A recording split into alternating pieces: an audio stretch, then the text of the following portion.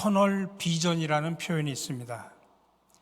전투기 조종사가 굉장히 빠른 속도로 급상승을 하면 정면만 보이고 그곳을 제외한 주변 부분이 까맣게 보이는 그런 현상을 가리킵니다. 비행기의 속도가 빠르면 빠를수록 그런 현상은 더 두드러진다고 합니다. 근데 이런 현상은 우리 일상 속에서도 많이 경험을 합니다. 여러분들이 자동차를 타고 어두운 터널을 지나갈 때 빠른 속도로 운전을 하면 출구만 하얗게 보이고 그곳을 제외한 다른 부분은 까맣게 보이는 그런 현상입니다. 마찬가지로 우리가 인생을 살아가면서 고통의 터널을 지날 때 우리가 고통에다만 집중을 하면 주위에 있는 여러 해결책을 보지 못할 수가 있습니다. 그런데 오늘 극심한 고통의 순간에 고통에만 집중하지 않고 하나님을 바라보면서 탄식하는 오늘 시편의 시인에게서 배울 수 있는 세 가지 믿음의 스타일을 우리는 발견할 수가 있습니다. 첫 번째로는 고통의 터널에서 지치는 스타일입니다. 여러분, 우리 사람의 육체 에너지에 한계가 있죠. 마찬가지로 우리의 정신과 심미에도 한계가 있습니다. 모든 일에 무한정 에너지를 발휘하는 일이 결코 쉽지 않습니다. 그래서 많은 사람들은 에너지 소진 단계를 경험합니다. 그것을 우리가 다른 말로 탈진이라고 표현을 하죠. 어느 주일 아침에 어머니가 아들 방문을 똑똑 두드리면서 말을 합니다. 얘야, 일어나야지. 교회 갈 시간이다. 하지만 안에서는 아무 소리가 들리지 않습니다. 어머니가 다시 녹화하면서 일어나라고 하지만 역시 아무 소리가 들리지 않습니다. 그래서 어머니는 방문을 열고 들어가서 이불을 얼굴까지 덮고 자는 아들의 귀에다 대고 이렇게 말합니다. 교회 늦겠다. 그랬더니 아들은 피곤한 얼굴을 들고 어머니에게 이렇게 말을 합니다. 어머니, 제가 교회에 가고 싶지 않은 이유가 두 가지가 있습니다. 하나는 교인들이 저를 싫어하고 또 두 번째는 저도 교인들을 싫어합니다. 그러자 어머니가 이렇게 대답을 합니다. 그래도 가야 되는 이유가 두 가지가 있단다. 올해 네 나이가 50이 넘었다. 그리고 두 번째로 너는 그 교회 담임 목사가 아니냐 이야기를 하더랍니다. 요즘 현대인들 중에 나는 삶에 지쳐있다고 말하는 사람들이 참으로 많이 있습니다. 아침 일찍부터 뛰어다니면서 일을 해봤지만 여전히 풀리지 않는 일터의 재정 압박과 악순환 때문에 거의 탈진하는 분들도 참으로 많이 있습니다. 또 어떤 분들은 오랫도록 앓고 있는 지병 때문에 지치고 시달리는 분들도 계시고 또 정신적이고 영적인 부분에서 지쳐서 무력감과 탈진으로 인해 삶의 에너지가 다 고갈당하는 그런 사람도 있을 것입니다. 그래서 나타나는 현대인들의 정신적 질환 중에 하나가 바로 우울증, 무기력증입니다. 어느 순간에 갑자기 아무것도 하고 싶지 않은 무기력 상태에 빠지는 거죠. 정신적으로도 육체적으로도 맥이 빠져서 그냥 아무것도 하고 싶지 않으며 또 아무것도 할 수 없는 무력증. 이건 대단히 위험한 것입니다. 근데 이런 일들은 믿음의 세계에서도 마찬가지입니다. 오늘 시편의 시인은 고통 가운데서 오랫동안 기도를 했던 것 같습니다. 어떤 고통을 당했는지 모르지만 그 고통 가운데 끊임없이 하나님 앞에 울부짖으며 기도를 했습니다. 그러나 응답이 없자 하나님께 얼마나 더 버텨야 되고 얼마나 더 기다려야 되냐며 탄식을 합니다. 다시 말하면 하나님의 침묵에 대한 안타까운 탄식입니다. 그래서 1절, 2절에서 말하죠. 여호와여 어느 때까지니까 나를 영원히 잊으시나이까 주의 얼굴을 나에게서 어느 때까지 숨기시겠나이까 나의 영혼이 번민하고 종일토록 마음에 근심하기를 어느 때까지 하오며 내 원수가 나를 치며 자랑하기를 어느 때까지 하리이까? 아마 이런 탄식의 모습은 오늘 시인의 모습만은 결코 아닐 것입니다. 대부분의 신앙인들이 경험을 했을 것입니다. 이것도 일종의 믿음의 한 스타일이라고 말할 수 있습니다. 우리가 고통의 터널을 지날 때, 그래서 하나님의 응답을 기다리고 또 기다려봤지만 누구나 그 응답이 길어지면서 하나님의 침묵 앞에서 누구나 다 외치게 되는 그런 탄식의 모습입니다. 특별히 오랫동안 기도했음에도 불구하고 하나님의 침묵이 길어지면 더욱더 심합니다. 일본의 작가 가운데 엔토 슈사코의 작품에 침묵이라는 유명한 소설이 있습니다. 이 내용은 일본에 들어온 기독교가 박해를 당할 때 극심한 박해로 많은 성도들이 순교를 당한 역사적인 사실을 주제로 소설을 썼습니다. 박해자들은 예수 믿는 사람들이 십자가를 좋아하니까 그 십자가에서 죽어보라면서 이런 고통을 줬다고 합니다. 바닷물이 빠진 다음에 바다 한가운데다가 십자가를 세워놓고 거기다 예수 믿는 사람들을 예수님처럼 거기에다가 십자가에다 묶어놓습니다.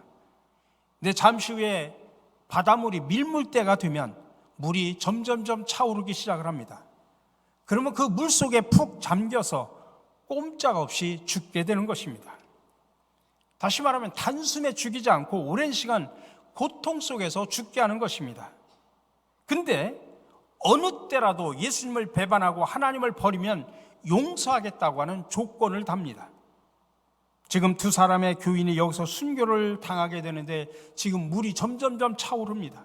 그들은 거기에서 막 하나님 앞에 울며 기도합니다. 이곳을 멀리서 지켜보는 한 성직자가 그들 위해서 하나님 앞에 울부짖어 기도합니다. 너무나 안타까워 견딜 수가 없어서 기도합니다. 하나님이여, 어찌하여 침묵하십니까? 이런 순간에 왜 하나님이 잠잠히 하고 계시냐 통곡하면서 기도합니다. 그때 그의 귀에 하나님의 음성이 강하게 들려왔습니다. 나는 침묵하는 것이 아니라 저들의 고통에 동참하고 있는 것이다. 여러분, 우리 하나님은 우리의 고난을 지켜보면서 그 아픔에 함께 동참하고 계시다는 이야기입니다. 그럼에도 불구하고 하나님의 침묵이 길어지면 우리는 지치게 마련이고 탄식할 수밖에 없습니다. 이런 탄식의 모습이 누구에게나 확인할 수 있는 일종의 믿음의 스타일이라고 한다고 하면 여러분, 결국 나 혼자만 겪는 일이라고 생각하지 마시고 조금 더 힘을 내서 견딜 수 있기를 바랍니다. 시편 83편에서 이야기를 합니다. 하나님이여 침묵하지 마소서, 하나님이여 잠잠하지 마시고 조용하지 마소서. 기도를 해도 응답이 없을 때 답답한 마음에 하나님이 주무시는 것은 아닐까 섣부른 생각을 하기도 합니다. 지금 현실이 너무나 힘들고 어려울 뿐만 아니라 기도하며 기다려도 눈앞에 보이는 결과가 없기 때문입니다. 그러나 기억하십시오. 하나님은 결코 주무시는 분이 아닙니다. 우리의 생각, 행동 하나하나까지 알고 관심을 갖고 계십니다. 그리고 하나님이 침묵하시는 데는 나름대로 이유가 있다는 사실을 기억하시기 바랍니다. 다만 우리의 짧은 생각이 하나님의 생각을 쫓아가지 못할 뿐입니다. 우리의 한정된 머릿속에 하나님의 모든 것을 담을 수 없는 것입니다. 그래서 하나님이 침묵하시는 것처럼 느껴질 때 우리가 생각해야 할 것이 있습니다. 하나님이 행동하시는 시기가 분명히 있다는 사실입니다. 그것을 우리는 사람의 때가 아니라 하나님의 때라고 표현합니다. 마치 때가 무르익었을 때 과일을 수확해야 그 과일이 맛이 있듯이 하나님은 어떤 일을 하기 위해 적절한 시기를 기다리십니다. 그 기다림의 시간이 우리에게는 물론 지루하게 느껴지기도 합니다. 그러나 우리의 형편을 가장 잘 알고 계시는 하나님은 가장 적절한 시기를 고르고 계시는 것입니다. 그러므로 침묵의 시기가 지나면 하나님이 행동하실 때가 분명히 온다는 사실을 믿으시고 여러분 실족하거나 지치지 마시기를 간절히 바랍니다. 두 번째로 간절하게 도움을 요청하는 스타일입니다. 오늘 이 시편에서 우리가 주목하게 되는 것은 오늘 시인의 반응입니다. 지금 시인은 원수들로 인해서 죽을 것 같은 상황에 처해 있었고 하나님의 응답도 오랫동안 듣지 못해서 정말 실로 답답한 처지에 놓여 있었습니다. 그래서 4절에서 말합니다. 두렵건대 나의 원수가 이르기를 내가 그를 이겼다 할까 하오며 내가 흔들릴 때 나의 대적들이 기뻐할까 하나이다. 그래서 자신의 내면으로부터 야, 봐, 기도해도 소용없잖아. 하나님께 부르짖어 봐도 소용이 없잖아. 할 것 다 해봤다. 그런 냉소적인 음성을 우리가 들을 수도 있습니다. 그럼에도 불구하고 시인은 여전히 하나님 앞에 도움을 요청하고 있습니다. 다시 말하면 기도를 멈추지 않고 있습니다. 이게 바로 우리가 따라가야 될, 배워야 될 신앙의 스타일입니다. 하나님께 도와달라고 기도를 포기하고 싶을 때, 또 정말 하나님의 침묵이 길어서 내 기도의 입을 닫고 싶을 때, 오늘 우리는 이 시인의 울부짖음을 바라볼 수 있어야 됩니다. 오늘 이 자리에 여러 가지 다양한 문제를 놓고 힘들고 아파하면서 기도해오다가 하나님의 침묵이 길어지고 하나님의 응답이 없자 기도를 중지하신 분은 계시지 않습니까? 기도해봐야 별것 없다, 그런 냉소적인 신앙을 갖고 계신 분은 없으십니까? 오늘 시인의 모습을 상상하며 여러분 도전을 받으시기를 바랍니다. 다윗은 시편 40편에서 이렇게 고백합니다. 내가 여호와를 기다리고 기다렸더니 귀를 기울이사 나의 부르짖음을 들으셨도다. 나를 기가 막힐 웅덩이와 수렁에서 끌어올리시고 내 발을 반석 위에 두사 내 걸음을 견고하게 하셨도다. 지금 다윗이 웅덩이와 수렁 같은 어려운 고난 가운데서 이겨나올 수 있는 비결이 뭐였냐? 기도였다는 이야기입니다. 그가 첫 번째는 하나님 앞에 부르짖는 기도였고 두 번째는 인내였습니다. 기다리고 기다렸더니 인내입니다. 여러분, 기도 응답에는 때로는 하나님이 바로 응답하실 때도 있지만 거부하실 때도 있습니다. 그리고 때로는 기다리라고 하실 때도 있습니다. 우리는 기도하고 바로 응답받기를 원하고 그렇지 않으면 쉽게 포기하고 실망하며 기도의 끈을 놓을 때가 참으로 많이 있습니다. 그러나 오늘 다윗은 그렇지 않았습니다. 사방으로 우겨싸임을 당해도 쌓이지 아니하고 답답한 일을 당해도 낙심하지 않고 절망 그 자체일 때도 절망하지 않고 우리를 긍휼히 여기시고 때를 따라 돕는 은혜를 얻기 위해서 은혜의 보좌 앞에 담대하게 나갔고 주만 바라보고 주께서 하실 수 있도록 참고 기다리고 기다렸다는 것입니다.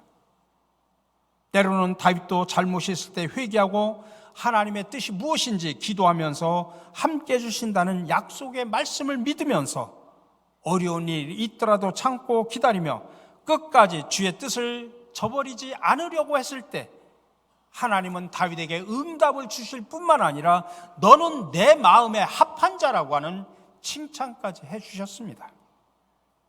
그러니 여러분, 웅덩이와 수렁처럼 사방이 막혀서 나갈 길이 보이지 않는 것 같아도 여러분 위로는 뚫려 있다는 사실을 기억하시기 바랍니다. 그렇기 때문에 위를 바라보시고 기도 응답이 늦다고 하나님은 듣지 않는 것이 아니라는 사실을 기억하시기 바랍니다. 우리 기도가 합당하지 않을 수 있어서 때로는 깨닫도록 기다리게 하시기도 합니다. 그러므로 여러분의 응답이 늦다고 조급해하지 마시고 말씀과 기도로 인내하며 때를 따라 주시는 은혜에 감사하며 이겨나가시기를 주님의 이름으로 간절히 축원합니다. 마지막으로 끝까지 여호와를 신뢰하는 믿음의 스타일이 있습니다. 오늘 시인은 고통으로 충분히 지칠 수 있음에도 불구하고 끝까지 하나님께 도움을 요청하는 기도를 드립니다. 근데 거기서 멈춘 것이 아니라 한 걸음 더 나가서 주님의 신실하심을 의지한다고 하는 고백을 합니다. 5절에서 말합니다. 나는 오직 주의 사랑을 의지하여 싸우니 나의 마음은 주의 구원을 기뻐하리이다. 새번역에서는 이렇게 말합니다. 나는 주님의 한결같은 사랑을 의지합니다. 주님의 한결같은 사랑을 의지합니다. 지금 시인은 아직 하나님의 응답을 받지 못했습니다. 여전히 깊은 수렁에 빠져 있는 상태에서, 여전히 병상에 누워 있는 상태에서, 여전히 억울한 일이 아직까지 해결되지 않은 그런 상태에서 여호와의 신실하심을 끝까지 붙들고 지금 선포하는 것입니다. 나는 주님의 한결같은 사랑을 의지합니다. 오늘 시편 13편에 시인이 보여준 정말 멋있고 성숙한 신앙의 스타일입니다. 그 시인만이 아니라 대부분 시편에 보면 탄식시들이 이런 스타일의 모습을 많이 보여줍니다. 여전히 위기 상황의 한가운데 놓여 있다는 것과 지치지 않고 계속 도와달라고 기도하는 것, 그리고 그 위기 상황 가운데서도 여호와를 신뢰한다고 하는 고백을 하고 있습니다. 이런 성숙한 믿음의 스타일이 저와 여러분들의 신앙의 모습이 되기를 간절히 바랍니다. 베어리라고 하는 목사님이 계십니다. 2차 세계대전 때 독일의 폭격기들이 영국 런던을 무참하게 공격하기 시작을 합니다. 근데 마침 그 가정에 목사님 친구의 딸 10살짜리 아이가 피신해 와 있었습니다. 한밤중에 비행기가 굉음을 내는데 정말 도저히 잘 수가 없습니다. 근데 그 친구의 딸 아이는 신기하게도 쿨쿨 잠만 잘 자는 것입니다. 무섭지도 않은지 놀라지도 않습니다.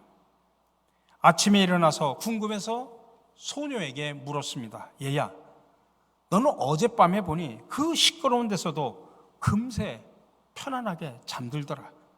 넌 무섭지 않았냐? 그러자 소녀가 목사님에게 대답을 했습니다.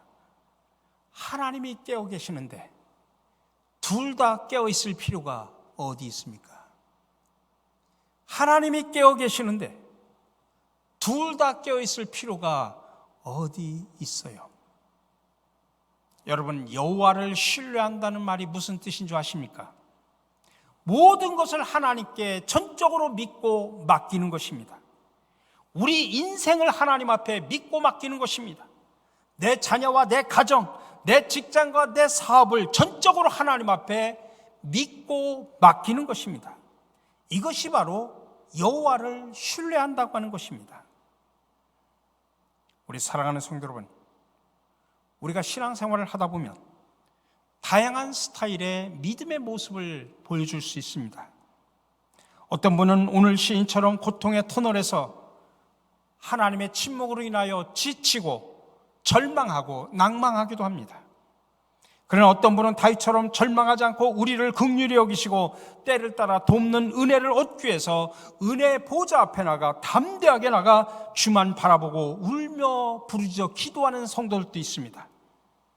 그리고 어느 분은 위기 상황 속에서도 나는 주님의 한결같은 사랑을 의지합니다라면서 여호와를 전적으로 신뢰하는 성숙한 신앙을 고백하며 살아가는 성도들도 있습니다. 그렇다면 과연 여러분들은 지금까지 어떤 모습으로, 어떤 신앙의 스타일을 가지고 지금까지 살아오셨습니까? 또 앞으로는 어떻게 사시겠습니까? 부디 바라기는 어느 상황 속에서도 주님을 바라보며 기도하시고 주님의 한결같은 사랑을 의지하고 신뢰하는 성숙한 믿음의 성도들이 되시기를 주님의 이름으로 간절히 축원합니다.